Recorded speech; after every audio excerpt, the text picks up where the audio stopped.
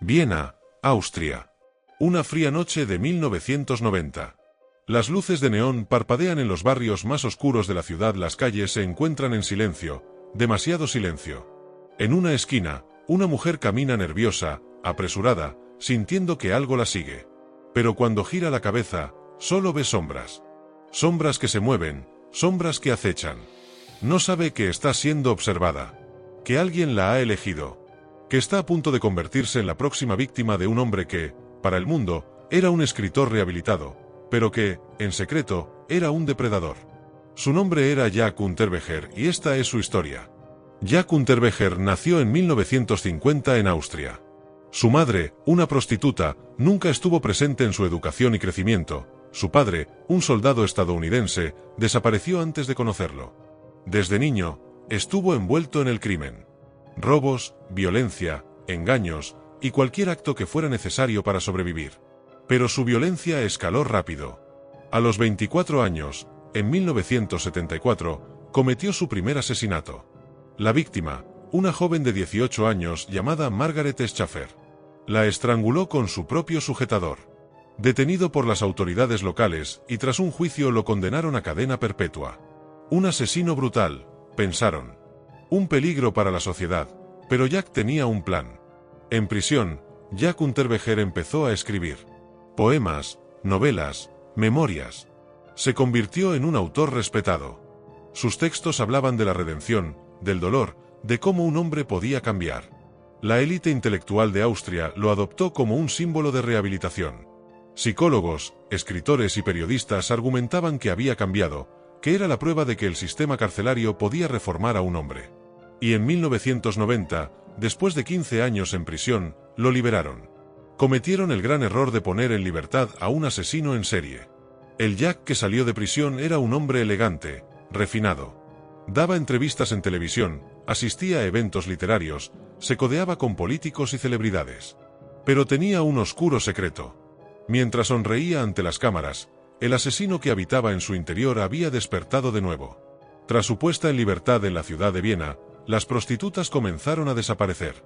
Una, luego otra, y otra más. Sus cuerpos eran encontrados estrangulados con sus propias prendas de vestir, un método que recordaba demasiado al crimen por el que Unterweger había sido encarcelado. Y no solo en Austria. En 1991, Unterweger viajó a Estados Unidos, donde fue recibido como un intelectual europeo de renombre. Pero mientras los medios lo entrevistaban, 3 prostitutas en Los Ángeles fueron asesinadas de la misma forma. Todos estos crímenes comenzaron a despertar la sospecha de la policía, que no terminaban de confiar al 100% en Jack. ¿Cómo podía ser que, en cada ciudad donde Jack Unterweger se hospedaba, aparecieran cuerpos de mujeres asesinadas con el mismo patrón? Detectives y comisarios se pusieron de acuerdo para comenzar la misión de investigar de nuevo a Jack. Los agentes comenzaron a seguirlo, analizaron sus movimientos, sus registros de hotel, sus viajes. Y todas las piezas encajaron. El hombre al que Austria había rescatado, al que la prensa había convertido en una historia de éxito, no era más que un depredador y asesino que había usado su inteligencia y encanto para engañar a un país entero. Cuando la policía tuvo suficientes pruebas, intentaron arrestarlo.